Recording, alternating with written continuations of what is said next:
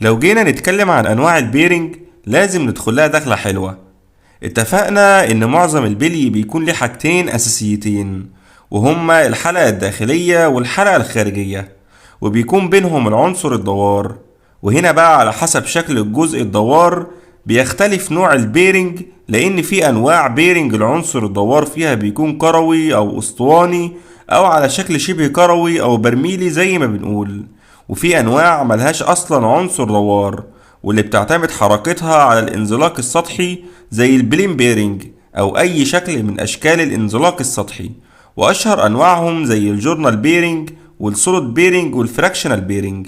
وللاسف هنعتمد نطقهم بالانجليزي لان لو ترجمناهم الترجمة مش هتكون دقيقة.